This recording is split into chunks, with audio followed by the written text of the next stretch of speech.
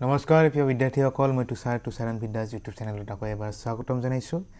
আজি হৈছে question number 3। আপোনালোকে জানে নিশ্চয়, আৰু যিসকলে নাজানে তেওঁলোকক কৈ দিছোঁ যে আমি এটা কুৱেশ্যনৰ সিৰিজ ষ্টাৰ্ট কৰিছোঁ য'ত আমি যিকোনো কম্পিটিটিভ এক্সামৰ কাৰণে ইম্পৰ্টেণ্ট কুৱেশ্যনবোৰ ডিছকাছ কৰোঁ, প্ৰিভিয়াছ ইয়াৰ কুৱেশ্যনৰ পৰা উঠাই লৈ আহি। এইটো কুৱেশ্যন হৈছে ADRE 2024 পেপাৰ 1ত অহা কুৱেশ্যন, যিটো হৈছে find m if 2 to the power m into 2 to the power 6 into 2 to the power minus 4 by 2 power minus 5 equal to 2 power 12. So এই কুৱেশ্যনটোৰ পৰা আমি m ৰ ভ্যালুটো উলিয়াব লাগে, অৰ্থাৎ m ৰ মান নিৰ্ণয় কৰিব লাগে। এটা এই কুৱেশ্যনটো হৈছে সূচক আৰু ঘাতৰ কুৱেশ্যন, যিটো চেপ্টাৰ বহুতেই ইম্পৰ্টেণ্ট। এটা চেপ্টাৰটো মই ইয়াত নিশিকাওঁ, কিন্তু কনচেপ্টটো ইয়াতো বুজি পাব নিশ্চয়। চাওক, এই কুৱেশ্যনটো সলভ কৰাৰ আগত আমি কেইটামান ফৰ্মুলা জানি থোৱাটো দৰকাৰ। ফৰ্মুলা কেইটা হৈছে যে যদি a power m into a power n দিয়া থাকে, অৰ্থাৎ ইয়াত চোৱা a এটা যিকোনো নাম্বাৰ হ'ব পাৰে আৰু m যিকোনো দুটা পাৱাৰ হ'ব পাৰে, ঠিক আছে। এতিয়া চোৱা ইয়াত a কি বুজাইছে, a আৰু a দুটা সেম নাম্বাৰ বুজাইছে, আৰু m আৰু n দুটা বেলেগ বেলেগ নাম্বাৰ বুজাইছে যাৰ পাৱাৰ বেলেগ বেলেগ। এতিয়া যদি দুটা সেম নাম্বাৰ থাকে আৰু পাৱাৰ বেলেগ বেলেগ থাকে, আৰু যদি হত পূৰণ হৈ থাকে, মাল্টিপ্লাই হৈ থাকে, তেনেহ'লে পাৱাৰ দুটা প্লাছ কৰি দিব পাৰোঁ আমি। তাৰমানে ইয়াৰ ইকুৱেলটো হ'ব ইটো, ঠিক আছে। এইটো ফৰ্মুলা নিশ্চয় বুজি পাইছা। এতিয়া নেক্সট ফৰ্মুলাটো চাবা, যদি a পাৱাৰ m এবাৰ যদি ডিভাইড থাকে, অৰ্থাৎ এনেকৈ থাকে, এনেকৈ নাথাকি এনেকৈ থাকিব পাৰে যে a power m by a power n, এই দুটাৰ মিনিংটো সেম। এতিয়া যদি ডিভাইড থাকিলে কি হ'ব, যে পাৱাৰ দুটা মাইনাছ হৈ যাব, a power m minus n হৈ যাব, ঠিক আছে।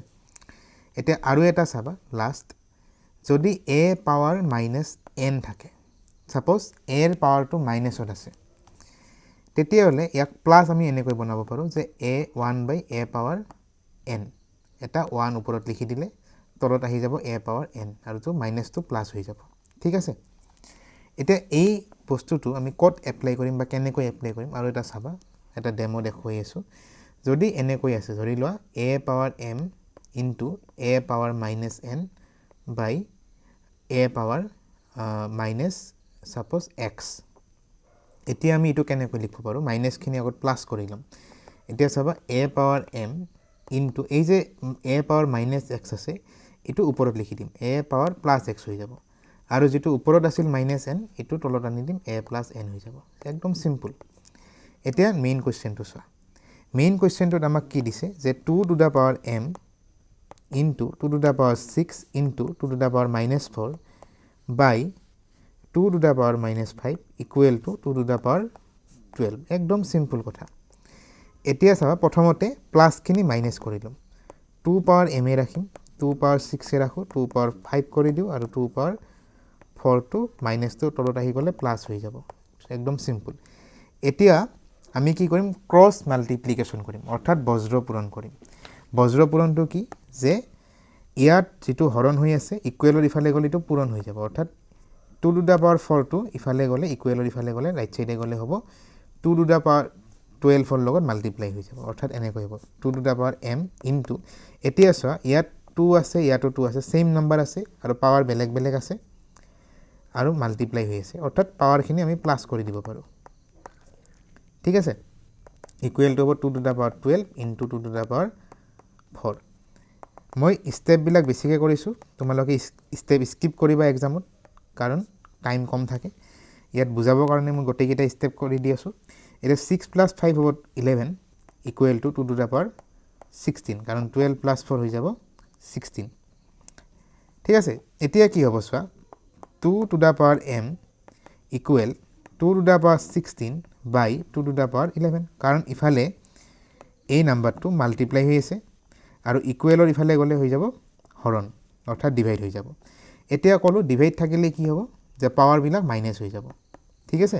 তাৰমানে 16 মাইনাছ 11 হ'ব, কাৰণ 2 to the power m equal to 2 to the power 16 minus 11, অৰ্থাৎ 2 to the power m equal to হ'ব 2 টু দ্য পাৱাৰ 5। এতিয়া চোৱা, দুয়োফালে যিটো বেছ, অৰ্থাৎ যিটো ভূমি ছেইমে আছে, তেনেহ'লে পাৱাৰো ছেইম হ'ব, ঠিক আছে। কাৰণ চোৱা আমি 2 স্কয়াৰ ইকুৱেল টু সদায় 4 লিখিব পাৰোঁ 2 স্কয়াৰ ইকুৱেল টু কেতিয়াও 8 হ'ব নোৱাৰে অৰ্থাৎ 2 স্কয়াৰ ইকুৱেল টু সদায় আমি 2 স্কয়াৰ লিখিব পাৰোঁ কেতিয়াও 2 স্কয়াৰ ইকুৱেল টু আমি 2 কিউব বা 2 টু দা পাৱাৰ 4 আমি লিখিব নোৱাৰোঁ তাৰ মানে যেতিয়া কিবা এটা সংখ্যাৰ ইকুৱেল হৈ আছে তাৰ মানে হিহঁতৰ পাৱাৰ বিলাকো ইকুৱেল হৈ থাকিব অৰ্থাৎ m ৰ পাৱাৰ আমাৰ ইয়াত কি হ'ব m ৰ পাৱাৰ হৈ যাব 5 তাৰ মানে m ৰ ভ্যালুটো হৈ যাব 5 এটা চোৱা এনসাৰটো আমাৰ অপচন নাম্বাৰ এ আশা কৰোঁ ভিডিওটো চাই এই কোৱেশ্চনটো নিশ্চয় বুজি পাইছা যদি বুজি পাইছা যদি চাই ভাল পাইছা এটা লাইক নিশ্চয় কৰিবা আৰু কমেন্ট কৰি জনাবা কেনে পাইছা আৰু কেনেকুৱা কোৱেশ্চনৰ ওপৰত ভিডিও চাব বিচৰা বা কি টপিকৰ ওপৰত ভিডিও চাব বিচৰা হিটো জনাবা লগতে চেনেলটো সাবস্ক্ৰাইব কৰিব কাৰণ ডেইলি মই এনেকুৱা ভিডিও আপলোড কৰোঁ যিবোৰ কম্পিটিটিভ এক্সামৰ কাৰণে বহুতে ইম্পৰ্টেন্ট কোৱেশ্চন থাকে সেই কোৱেশ্চনবোৰ উলিয়াই মই এটা এটাকে আপলোড কৰি আছো ঠিক আছে তো চেনেলটো সাবস্ক্ৰাইব কৰিবা আৰু ভিডিওবিলাক শ্বেয়াৰ কৰি দিবা নিজৰ লগত নিজৰ ফ্ৰেণ্ডৰ লগত গতিকে ধন্যবাদ